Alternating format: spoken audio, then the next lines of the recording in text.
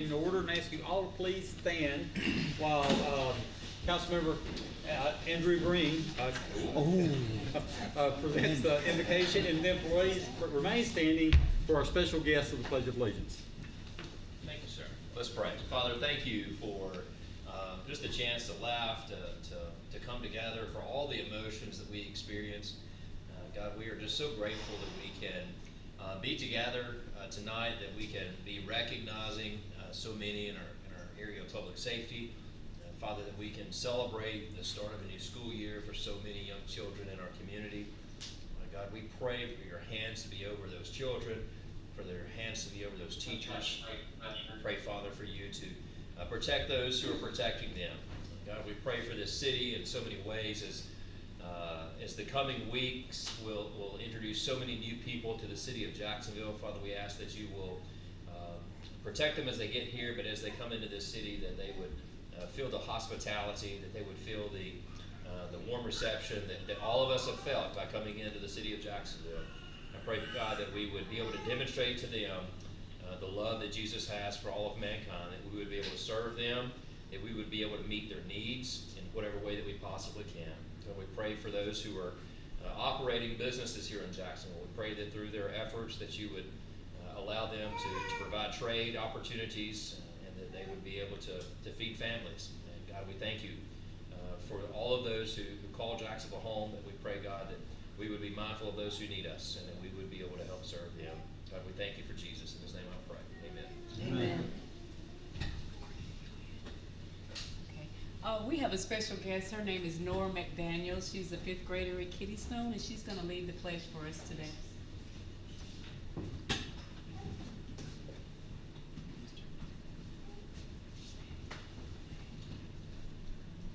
I pledge allegiance to the flag of the United States of America and to the republic for which it stands, one nation, under God, indivisible, with liberty and justice for all.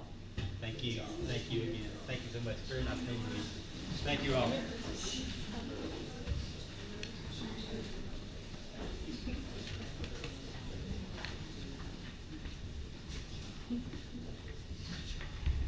Yeah, thank you all. A roll call, please. Mr. Taylor? Here. Mr. Green? Here. Mr. Wilson? Here. Ms. Laster? Here. Mr. Galloway? Here. And, item 5 is proclamations. Do not believe we have any. We move on to item 6, and that's the part of our agenda that we dig into the work session. Item A is the acceptance of the minutes. Questions, comments, additions, deletions? Nope. All right. Thank you, Brenda. Item B is Red Cross. I think we have someone from Red Cross here. Ma'am, just come up to the podium, introduce yourself to us.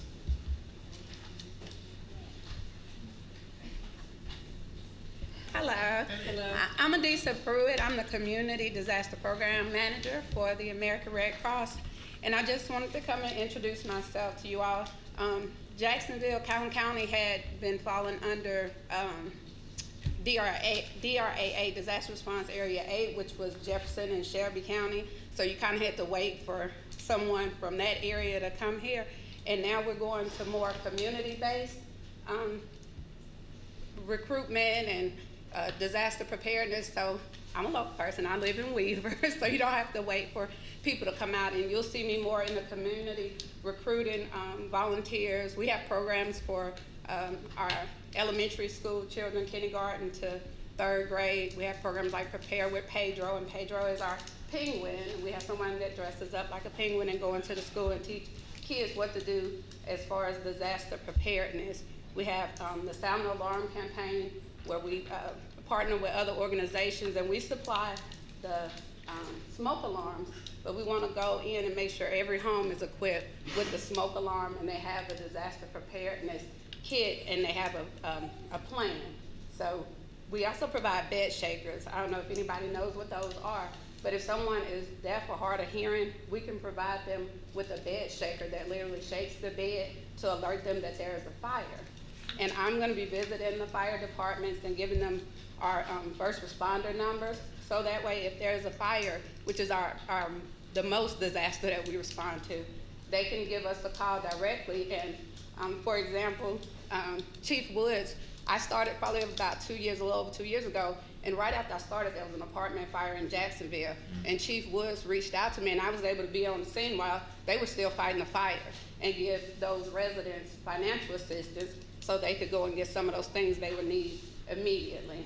So if you all belong to any organizations, if I can come and speak to your church about having support groups, shelter workers, and things like that to help support locally, you know, our people taking care of our own people. That's it. Is there anything we can do to help you get the word out of all the different things you have going on? Yes, and I put together, y'all, a little packet. It has our first responders number. It has some volunteer flyers, information if you know somebody that experienced like a house fire or damage from a storm that they can call the 1-800 Red Cross number. So I put all that information in here for you. This is what our executive director would normally do. This is not what I would normally do. I'm more in the community. But she has deployed helping with Hurricane Debbie. So she's in South Carolina, so I got called to do this. And so I just want to give y'all some information. Thank you. That's great. And some of my cards are in there too, if anybody wants to give me a call, need any information, or has anything that I can do to help support in the community. Well, that's what I was asking. Is there anything like we can use our PIO that was there? There you go. We are recruiting, yeah. So right now, our biggest need is for blood donors because there's a massive blood shortage. So we need blood donors, and if anybody wants to set up a blood drive, I can get our blood services people to come and do a blood drive here, if you know of any places that.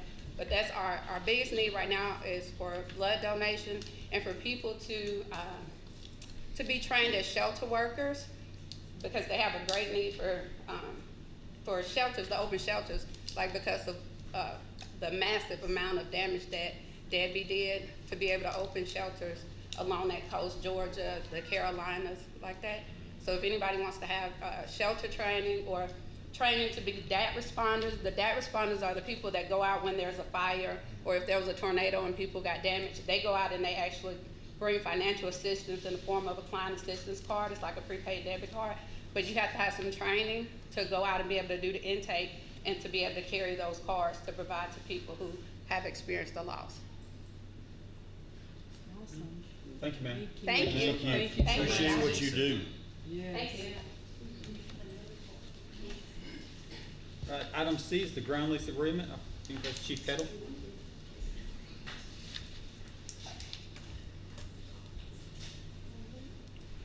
As you're all aware of, for several months, we've been working on the ground lease agreement with Jacksonville State to operate a new Jacksonville Fire Station 2 on the north end of the city and on JSU's campus.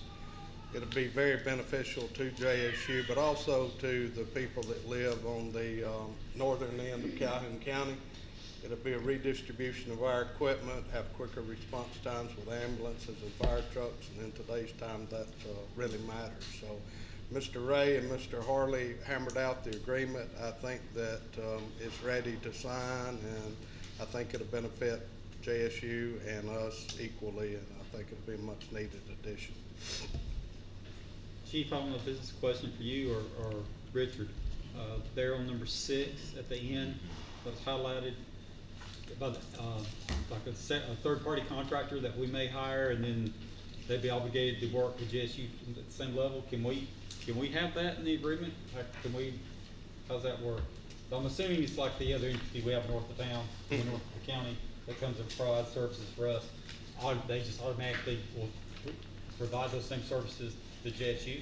It's my understanding, Richard can correct me if I'm wrong, if we ever got out of the EMS business, there was a clause put in there that would protect, if I'm wrong, correct me, Richard, it would protect JSU's interest that any ambulance that responded to Walmart would respond to JSU equally. That's what that yellow line.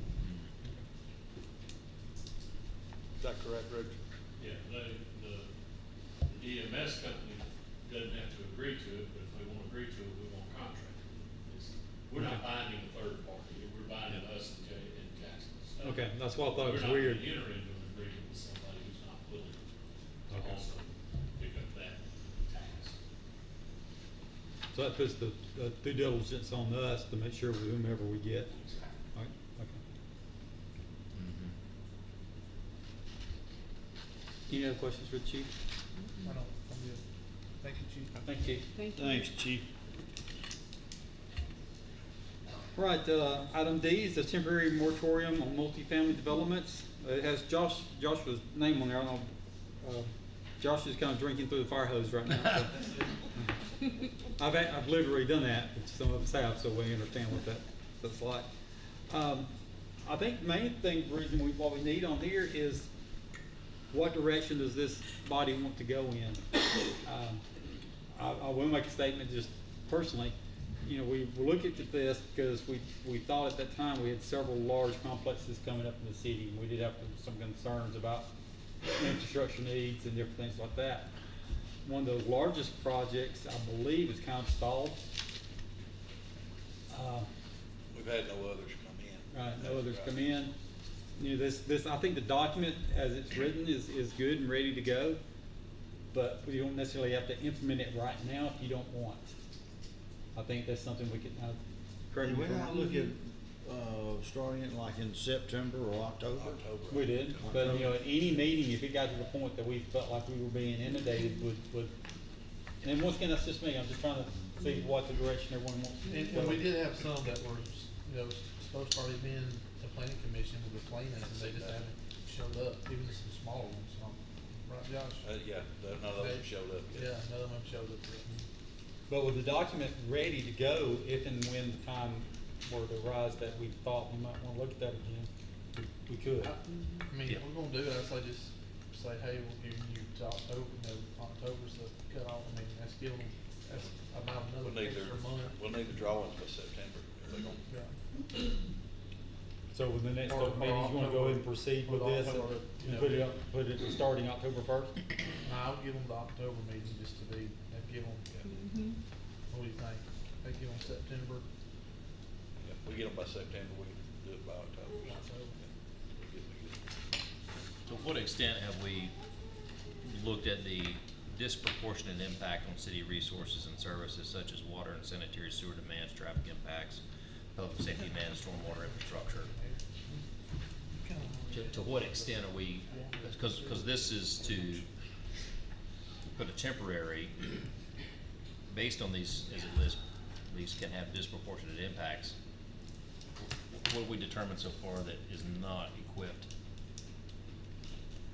from a city service? We haven't. Haven't got a I know the mayor was working, sorry, Mayor, I didn't mean to throw you on the bus, I know you had worked and looked at numbers. Yeah. Yeah, I've looked at the water sewage part of it, as far as I've gotten, I kind of put that hat on and looked at that a little bit. And we're in good shape, with, as far as, for right now, water and sewage, even with what's planned to come, we've still been in good shape. We're permitted for 3 million wastewater treatment plant, and we're actually treating about 1 3/4 million gallons a day. So we've got some room there, and we always have the backup of Anderson Water as far as the water is concerned. So I think we're in good shape with water wastewater treatment.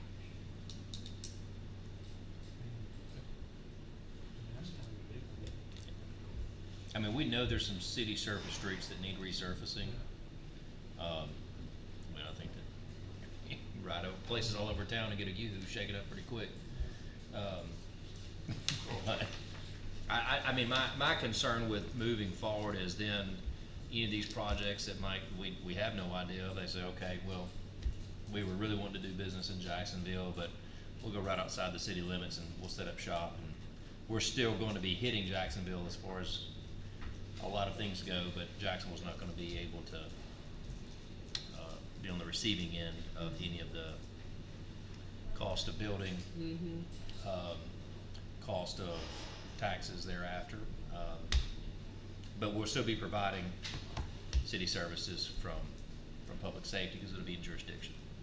Well, I've always preferred to be proactive on some of these things, but this may be the rare case that we may need to be reactive depending on how the chiefs and how things materialize with some of the projects that are coming through that. So I think there's some moving in now, and then there's the other large complex will be moving in soon. And I think as we're looking at if there's an application that gets submitted, maybe going into a little bit further detail based on where that is, because, Yeah.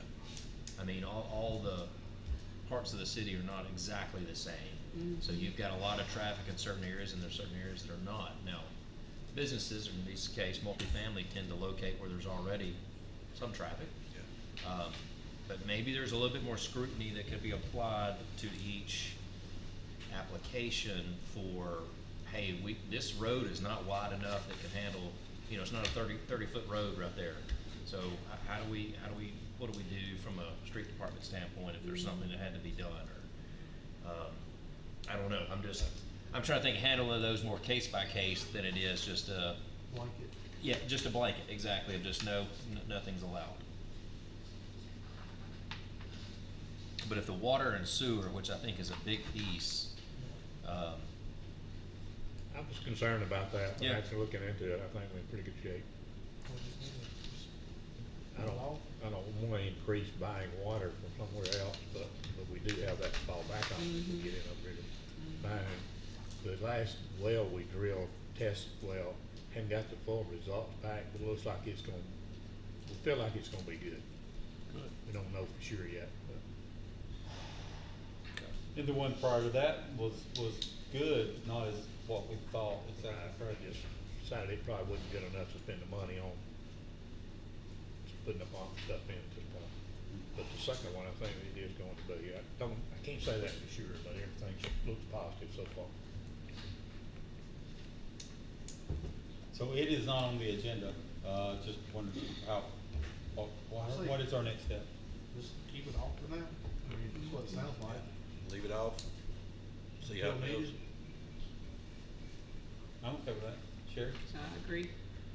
I would say leave it off, but I think we need to be doing more research about the roads and everything. I mean, it didn't just stop because we got the water and the sewer. That's right. We got to have a lot of other infrastructure things. So if we're gonna not put it on there and put it toward, then we need to do due diligence of what could happen. You know, I'm not worried about it right now. I'm worried about Yes. 10 years from now or 15. So,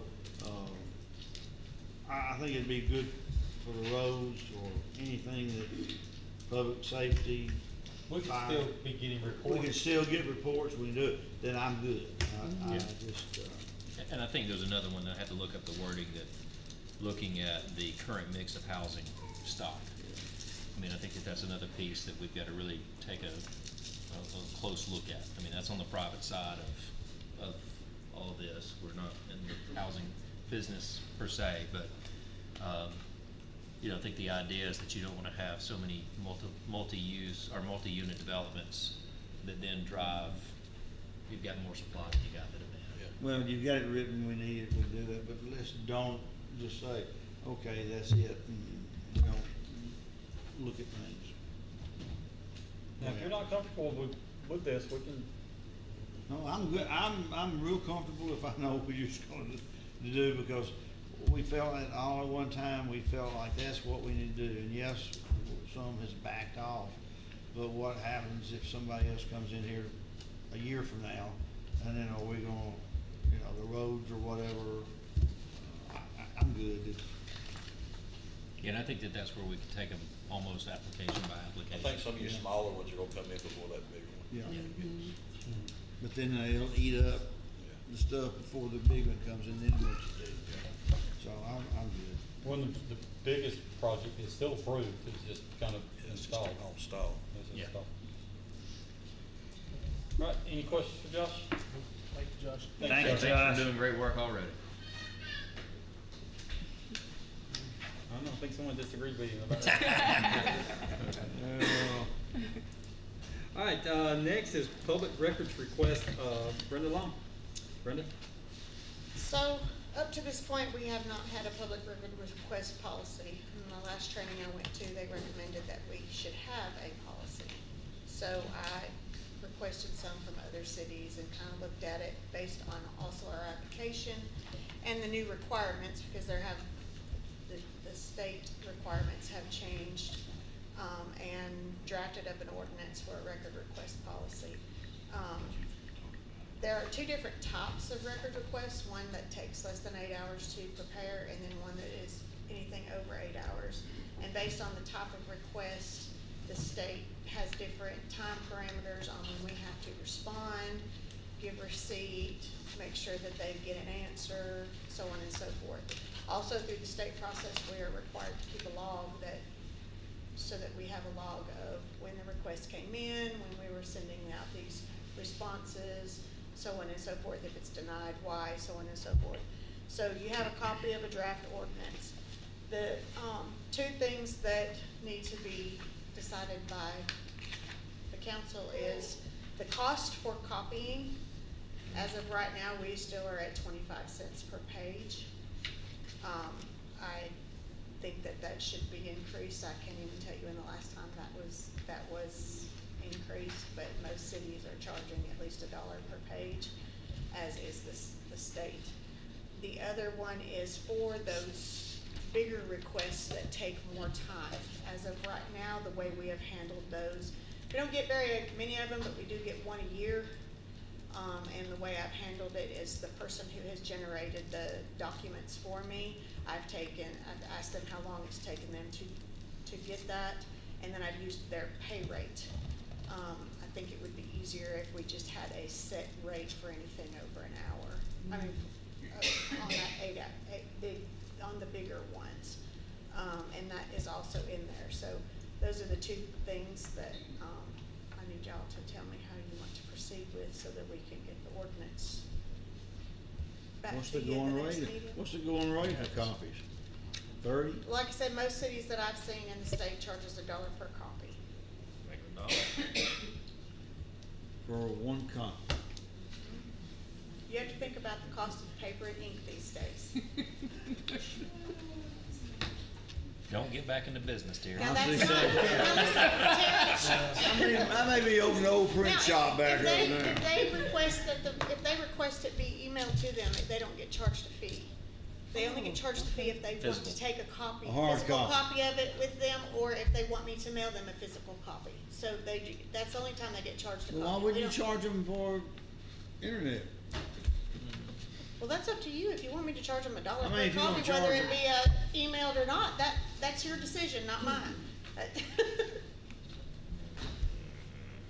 I In- close my argument. In Let's say the no. ordinance, there is a copy of the application also, so that you can see what is being used as our application. With an electronic copy, is there any consideration that would be a per hour or portion thereof charge? So somebody's gotta sit there and do it. Most of our records requests take me less than 5 minutes to prepare. So that's Your why. efficiency is appreciated. So that's why it's like, sending them an email. But I've had to send things to the police department, and there sometimes takes a little bit more to determine whether or not, so far the two that I've sent to Marcus have been out of state, so it's been null and void. But if he had to generate the records that were being requested, it would have took time for them to generate those records, and then also to redact the things that we cannot send out. HR gets a lot of records requests that take more time, and we have to make sure that certain things aren't in them. So it So just that's what I'm saying, there's depends on the time. type of record request. If I get a record request for a permit, I don't even have to ask the building department for it, because I know how to go in there and get the permit. I know what's allowed to be sent, what's not allowed to be sent. I redact it, I send it out, and it don't take that long. So it just depends on the type of request as to the extent of it. But even if it's emailed, if it's one of the bigger requests, they're going to get a fee charge. But they Okay. get told what their Okay. fee That's is. what it meant. Well, can you just have a flat fee, and if it exceeds that, then that's how much it costs? I mean, I guess you can, that's not how. Now, I'm just asking. I mean, that's what I'm asking on the bigger ones, instead of me using their prospective person's pay rate as the fee per hour, I'm asking for a fee per hour. So are you suggesting $25 per hour? Or is that- That's the, through most of the cities that I've noticed, $25 per hour is pretty much. And what $1 a they use. copy. And $1 a copy, yes. That's my suggestion. I would say $1 a copy is sufficient. I very seldom get any where they want the hard copies, but we still have to have it just in case they do. You good? Now, let me ask this, Richard's maybe not looking at it right there, but I know a little bit about these requests. A, request, citizens requesting access. Citizens of the state of Alabama. Citizens of the state of Alabama. So yeah, and how are we validating Alabama citizenship? Because we have no obligation to offer public records to anyone out of the state. Correct. So what are we using a address? Are we using proof of address? I mean, That is another thing. We can,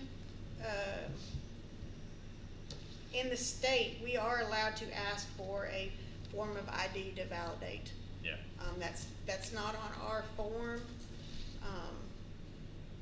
I can add that, and I can put that the request is required to have that form of ID to validate the address. The application does ask for your address, your physical address. Yeah. But, I mean, I had somebody one time who didn't want to give me their name and said anonymous, and I just emailed them back and said, I'm sorry, you didn't fill out the form completely. We have to have this information, so you were denied. And I was right before one of my trainings, and when I went there, I asked the attorney from the league there, did I do this right? And he said I did, that if they're not giving me the information, because state law says it, but that was also, we need our rules also that state it, and then that helps cover me and whoever else might deny it. Yeah, I would think at least just citizens of Alabama requesting access would. Well, any citizen can request it. They can request Oh, it. yeah, but releasing it, It's the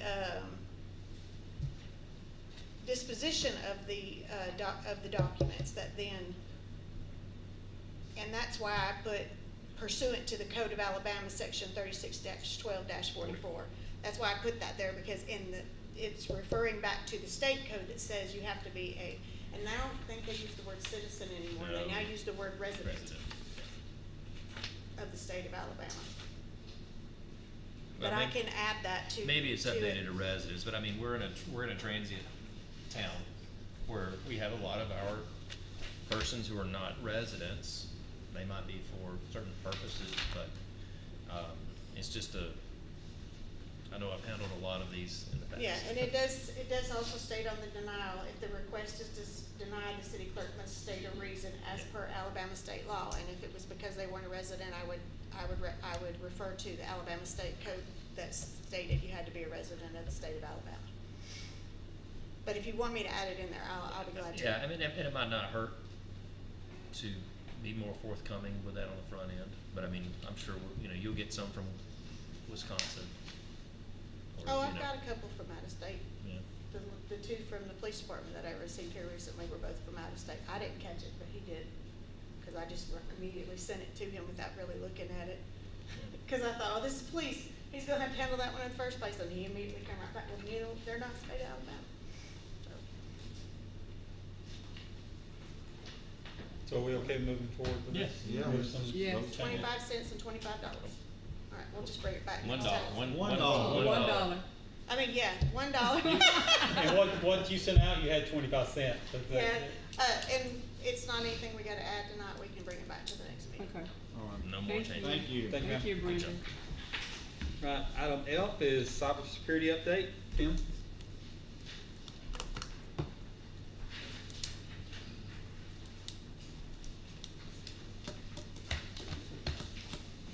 Just wanted to inform you about something that's happening, actually be happening this week. The city applied to be part of the state and local cybersecurity grant program a few years ago, but we were selected recently to be a participant. So part of that process is being able to participate in the State Office of Information Technology sponsored, along with Auburn McCrary Institute and Troy University and other cybersecurity experts, and the nationwide cybersecurity review. And I think this is a good thing for the city to participate in because here are some of the key benefits. It'll help us identify the gaps and areas for improvement in our cybersecurity. How will we do this? We will be facilitated by the Deloitte firm. No cost to the city for doing this, but we'll utilize an assessment facilitated by Deloitte, and the actionable items that they find in there will be presented to us in a report and a spreadsheet of actionable items that the city can take action upon or not take action upon. It's not mandatory in any way. But I think it will help us achieve two things. One, it'll help us to formalize our cybersecurity. Right now we're at a lot of ad hoc and informal processes, and I think by doing this assessment, following some of the national practices, best practices guidelines, we'll be able to develop a more mature program. And that's one of the things I wanted to mention is we'll be hearing about cybersecurity maturity. And I just wanted to mention what that means. Basically, maturity in cybersecurity is there's various cybersecurity frameworks. We'll be using a particular one that's based on the National Institute of Standards. But in these frameworks, they have different levels of achievement of cybersecurity best practice. And the one we will be looking at will have 7 levels.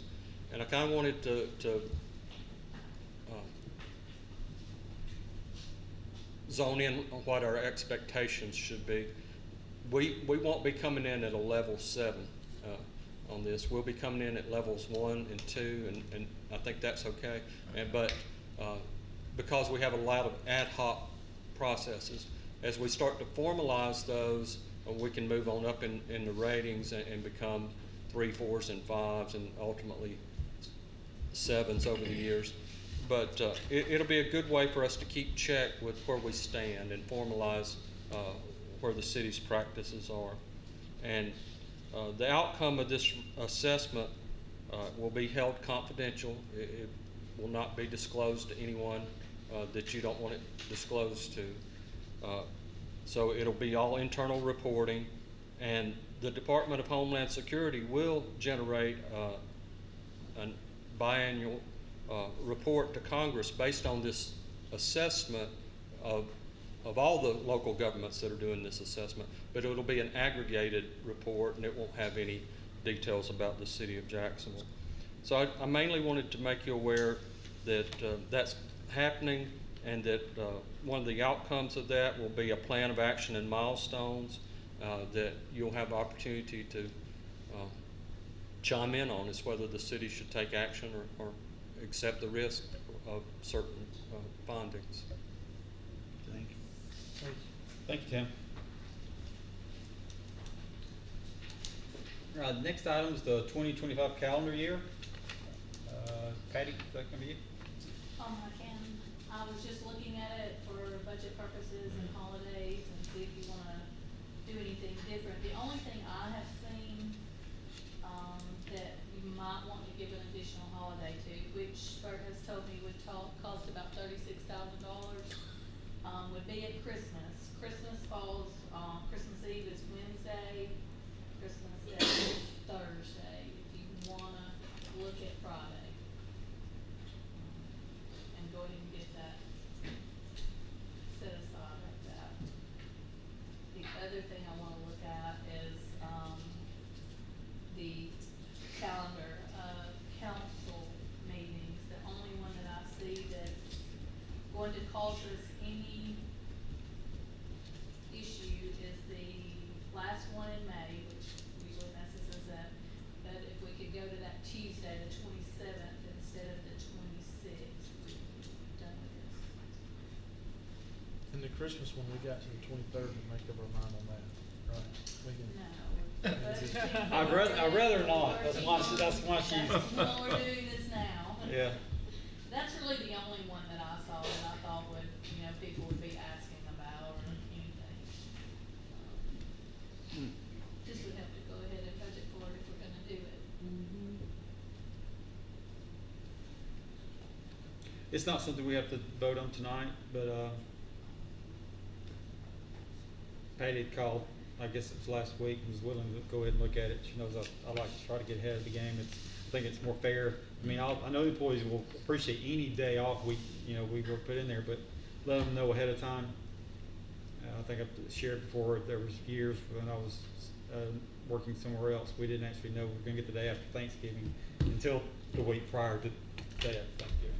So it's what's it, 36,000 for one day? That will be FY '26. Yes. Yes. Yes. Yes. Yes. So, it won't be this budget year, it'll be No, next budget. we're not getting anything else this budget. So I'm saying, just something to think about. Okay. We're talking FY 25, December. Next year. December of 2024? No, not this Christmas. It'd be 25. We're not doing anything else this year. Yeah, December of 2025 is in fiscal year '26. Yeah, 25, 26, but. Yeah. Yeah, so we're not having a plan for that right now. No. Okay, I'll send out the holidays. Yeah, I think we need to know it ahead of time, but we're not, Yeah. Yeah. we're not doing it for the We budget just that wanted to we. talk about it now so that we would know if that's what we're gonna be looking at doing and. Well, do we have the rather than Christmas waiting. parade set yet? 25. Sorry. We've got our Christmas parade set. I got you, already. Ben. Well, can we work, I think it's good to go ahead and look at it, but let's get the budget done where we are. I'm just doing what I was I asked know, to do. he's always thinking. Thank you, ma'am. You're welcome. Tell him not to think. All right, next is, employee recognition. Chief Wood.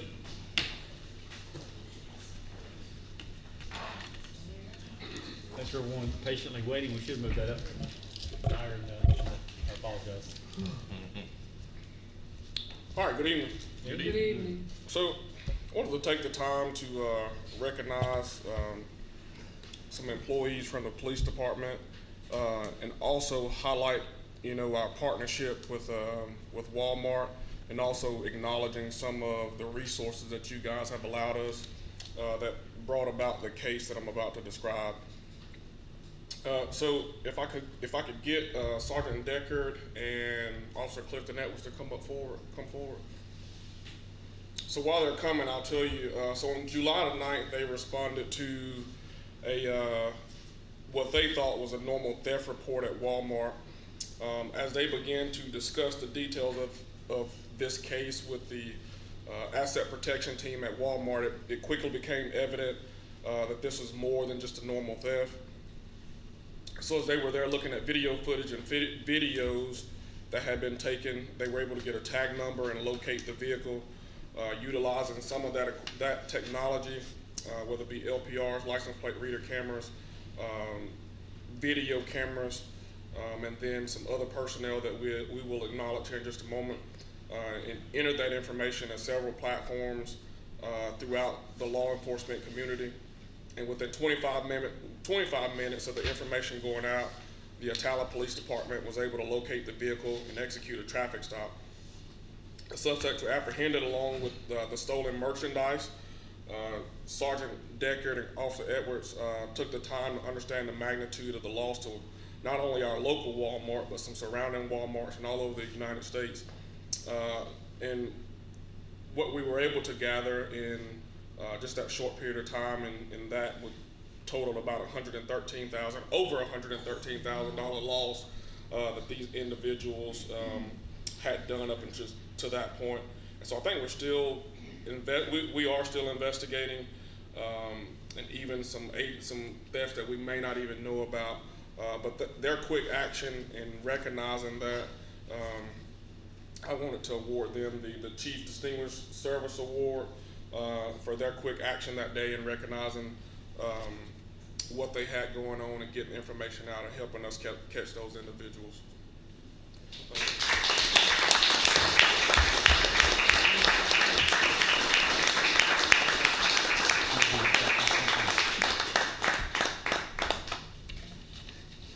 Smile, Chief.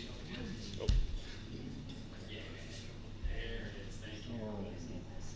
Awesome.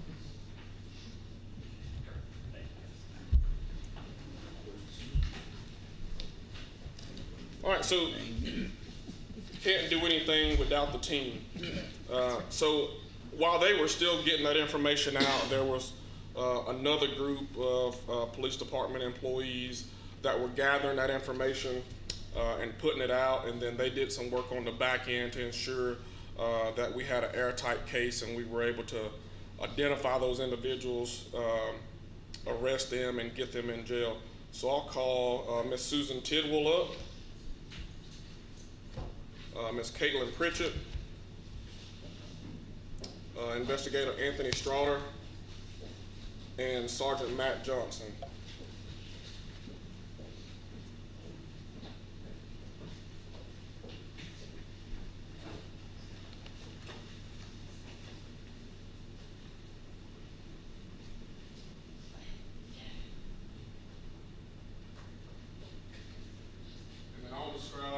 Describe to you what their part in it was.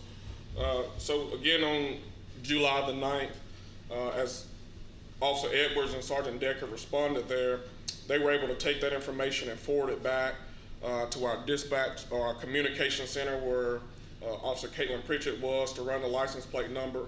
She was able to issue the BOLO that made it out to the Attala Police Department. They were also able to get that information to crime analyst Susan Tidwell to upload that information into multiple databases that we use throughout the law enforcement community, whether it be license plate readers and other technology that we use. Sergeant Johnson was able to also take that information and forward it to the EMAC Center that also helped us get that information out, which also led to us being able to get them stopped and apprehended within 25 minutes. Within that time, Investigator Strawder was able to meet with some FBI personnel within the Etowah County Jail and get those individuals identified. And like I said, this whole case, with not only ours, but surrounding and all over the U.S., we were able to get over $113,000 of merchandise just from Walmart alone, recovered and identified. And this lady was not I think she's a transient, but from Romanian descent here on a visa that I think had expired. And so with all of their hard work, we were able to get this person in custody. Not only was she doing it by herself, but she was traveling around with a toddler and committing these crimes. So we were thankful we were able to not only get her, but get that child in a safe place. And all of their hard work, along with everybody at the Jacksonville Police Department, led to her arrest that day, and we're pretty thankful for that. The resources that you guys allow us in our partnership with Walmart, the continued partnership with Walmart, we were able to get this done and get that person in custody.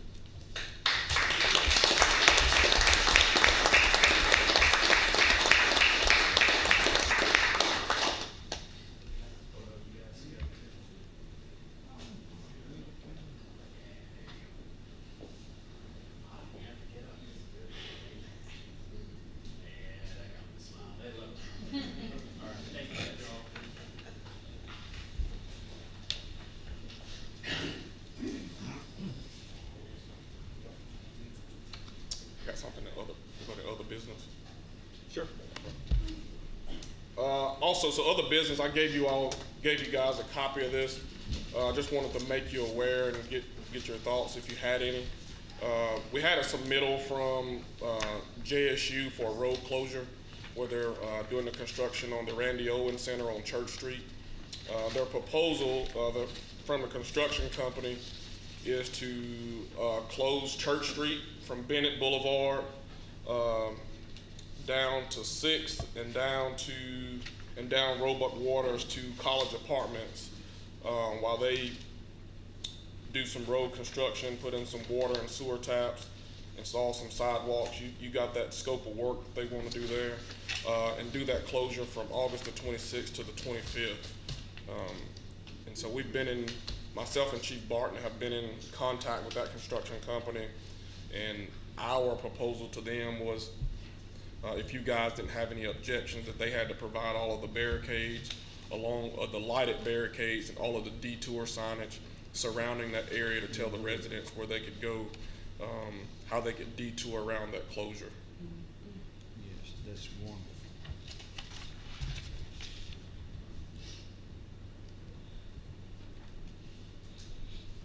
And if you'll notice on the map, there are two different maps.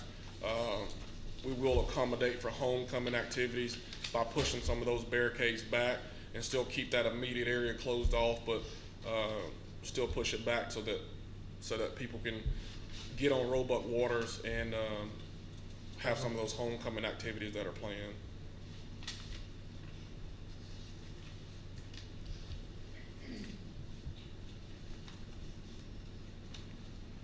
So the dates are from August 26th to October 25th?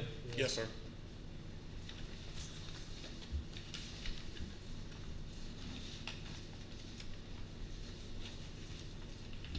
There'd be turnaround in the parking lot that was the alumni house. I'm thinking about there would probably be detour signs if you're traveling north, 21, south 21. You were gonna turn east on Roebuck Waters. Correct. They could come back through the college apartment parking lot, and there is still that parking lot from the alumni house that they could turn around in. But that is one of the requests that we ask of the construction companies, to put those detour signs out.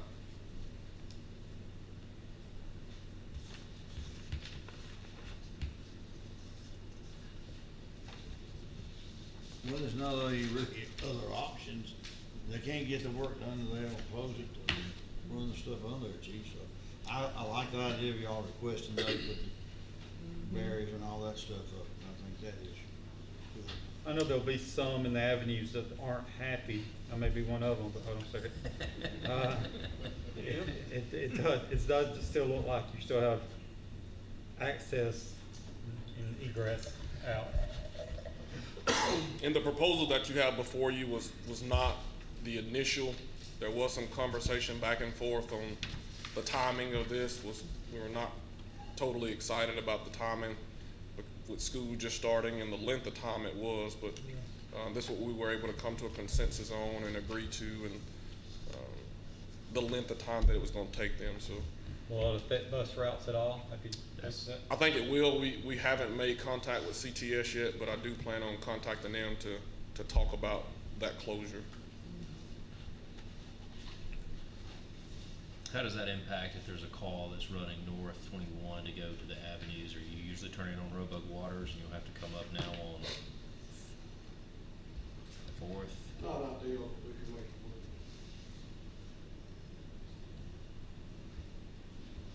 work.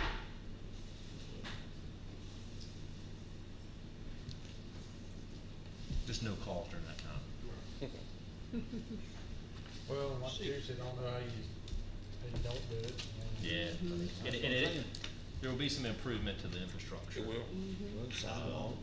As far, but that's what I'm saying, I don't see any residents really being, especially there on Church, there's no residences from 6th to 8th there on Church Avenue.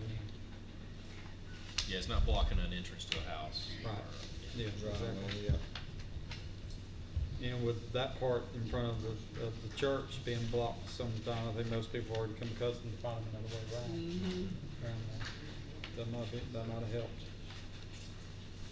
Would October the 25th be the last day, or do you think they would ask for an extension?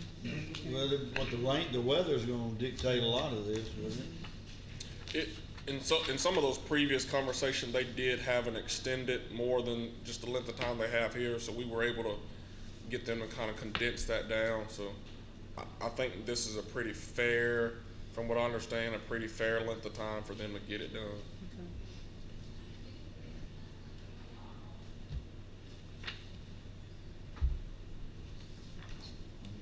We good? We good I'm with it? good with it. Let's go with it. Thanks, Chief. Thanks, Chief. All right, any other business needs to come before the council in this work session? All right, if you want to, we take a quick break. Take a quick break and come back. Did you have something, Brendan? No. We'll take a quick break and be back in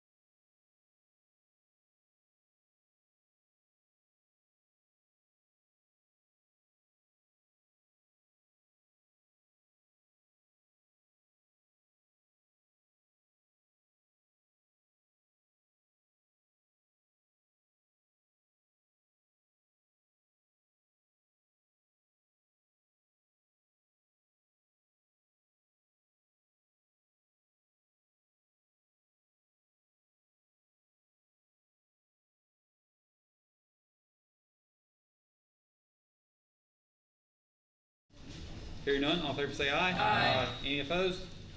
Ayes have it, motion carries. Item 8 is the adoption of the agenda. Do you have any additions, deletions? There are a couple. To the main agenda, add item 28, consider action to approve 2 new positions of firefighter range 9, firefighter EMT range 11, or firefighter paramedic range 11A, effective immediately. Then also to the main agenda, add item 21, consider action to approve the employment of the following. Item C is Michael Angel Demiani Pinto, police officer, range 18, effective upon compliance with ordinance number 273 due to the promotion of Matthew Savage to police lieutenant. That's it. All right, I have a motion to accept the agenda as amended. So moved. Second. Motions and second, any discussion? Hearing none, all in favor say aye. Aye. Any opposed? Ayes have it, motion carries. Item 9 is public comments concerning any agenda item. This is your opportunity to address the council. All right, see no one come forward. Move on to item 10. Public hearing regarding the retail liquor, wine, and malt beverage on-premise business license for Wyatt Burgess, doing business as Rock and Rooster Saloon, LLC, at 3 Public Square East, Jacksonville, Alabama. Okay, I'll call that meeting open. Public meeting open. Does anyone would like to address this? If so, please come to the podium. Seeing no one come forward, move on to item 11. Consider action to approve the retail liquor, retail wine, and retail malt beverage on-premise business license for Wyatt Burgess, doing business as Rock and Rooster Saloon, LLC, at 3 Public Square East, Jacksonville, Alabama. So moved. Second. I have a motion and a second. Any discussion? Just welcome. Hope everything goes well. From what I've seen from outside, everything looks very nice. Can't wait to come in. Anything else? All in favor say aye. Aye. Any opposed? Ayes have it, motion carries. Item 12. Public hearing regarding off-street parking for motels and hotels. Okay, I'll call the public meeting open, public hearing. Anyone would like to comment on the off-street parking for motels and hotels? Seeing no one come forward, I'll close that public hearing and move on to item 13. Consideration of ordinance number 0-657-24 that completely amends and replaces section 24-28113 motels and hotels to chapter 24 zoning, article 4 off-street parking and loading of the Code of Ordinances of the City of Jacksonville, Alabama. First reading. Thank you, ma'am. First reading, there's no action to take. Item 14. Public hearing regarding minimum dwelling size within residential districts. All right, I'll open this public hearing concerning minimum dwelling size and residential district within residential districts. Anyone have a comment, please come to the podium. Seeing no one come forward, we'll close that public hearing. Move on to item 15. Consideration of ordinance number 0-658-24 that completely amends and replaces section 24101C5 minimum dwelling size, section 24102C5 minimum dwelling size, and section 24-103C6 minimum dwelling size to chapter 24 zoning, article 3 zoning district, plan unit development and overlay district regulations, division 2, residential districts of the Code of Ordinances of the City of Jacksonville, Alabama. First reading. Thank you, ma'am. First reading, no action taken. Item 16. Consider action to suspend the rules for ordinance number 0-659-24 that amends, replaces, and adds to section 21-5 non-vehicular devices, chapter 21 streets and sidewalks, article 1 general code of the ordinances of the City of Jacksonville, Alabama. Do I have a motion? So moved. Do I have a second? A motion second. Any discussion? Roll call, please. Mr. Taylor? Yes. Mr. Green? Yes. Mr. Wilson? Yes. Ms. Laster? Yes. Mr. Galloway? Yes. Item 17.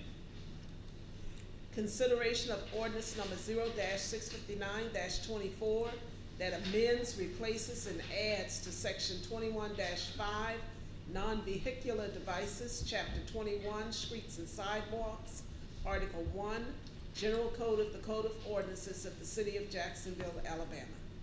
So moved. Second. Have a motion and a second. Any discussion? Hearing none, roll call please.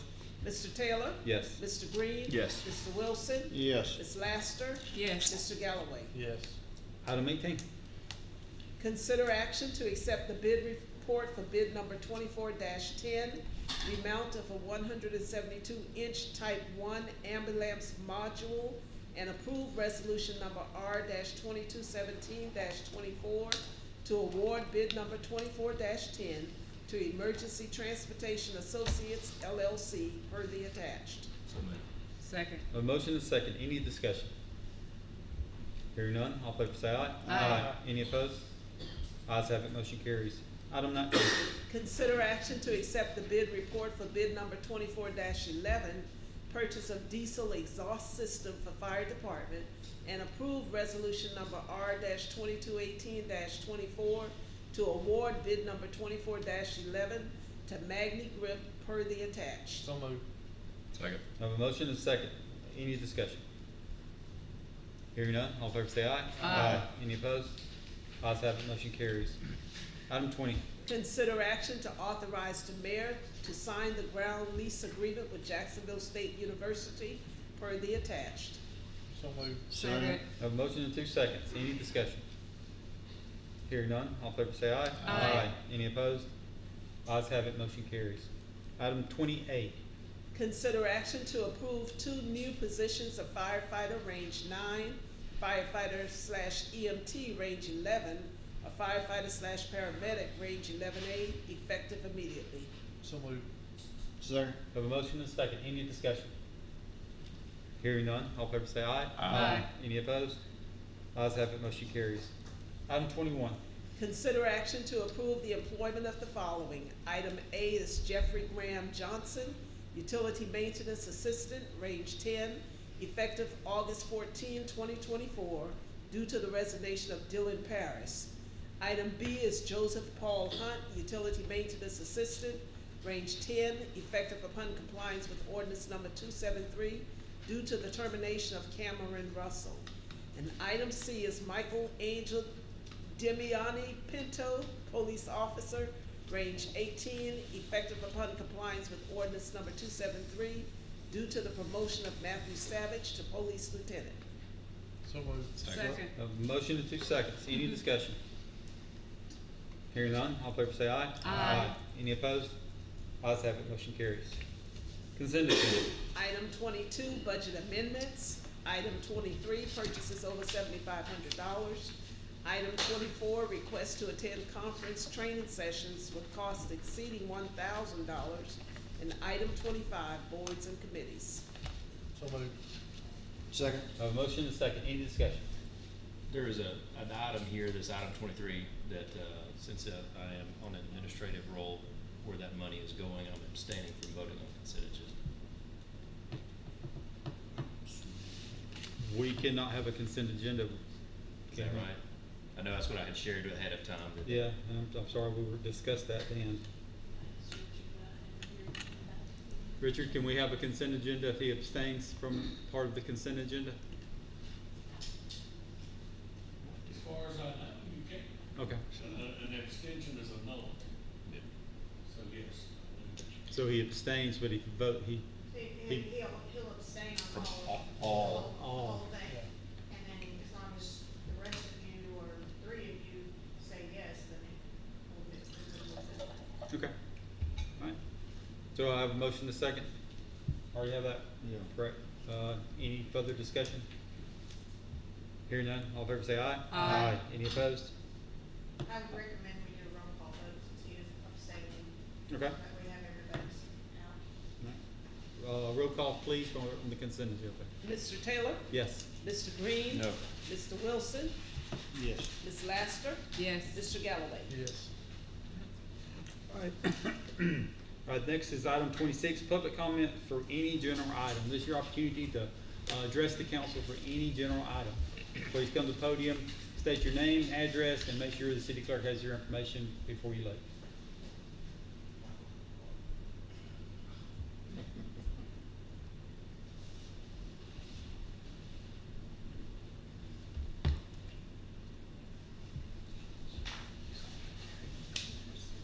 My name is Michael Barber. I'm the superintendent of Jacksonville City Schools.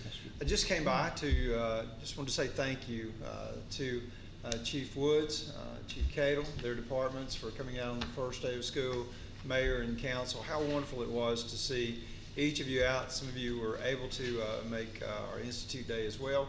But it really meant so much to our faculty, to our staff, to our students, to see the fire trucks, to see the policemen. Of course, you guys were ahead as well. But it was, I've never been anywhere where everyone comes out to greet the kids. And so I'd heard about this from the moment really that I got here, and just to experience that. So I just wanted to just say thank you, thank you, thank you. It meant a great deal to me, again, for all the people that showed up. And to see the community come together to welcome our kids back, it was a big deal, and y'all made them feel so very, very special. And again, thank you so very, very much. And so appreciate you. Thank you. Thanks, sir. You're welcome. Is there anyone else like to address the council? All right, seeing no one come forward, move on to council member remarks. This weekend is a big weekend for the city. I know Jackson State students moved in. There's many of them already here. You can hear those that are already here. There's Marching Southerners and others. But with a big move-in day, I know that the hustle and bustle will continue to increase.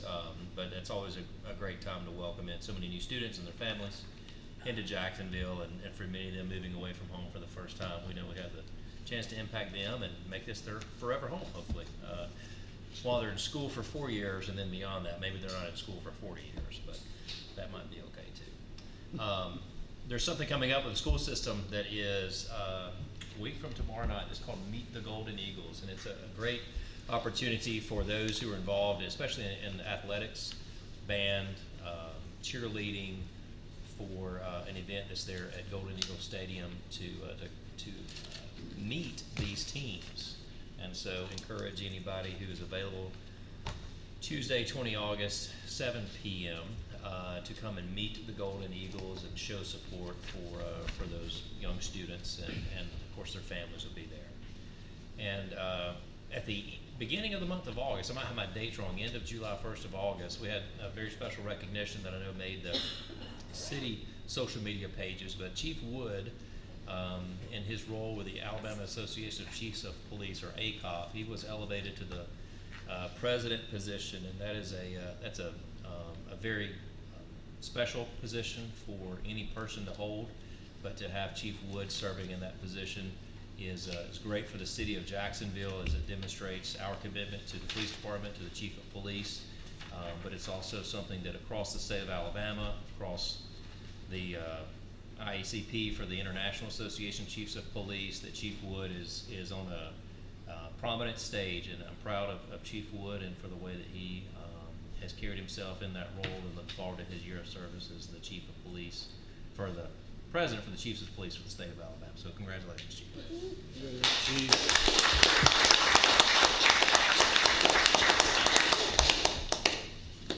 Anyone else? All right, mayor's report. Thank you. Just a few announcements. Big night coming up Friday night for seniors. They're gonna have a little trip to Hawaii, it looks like, but it's gonna be at the senior center. $2 admission, and a lot of activities going on there.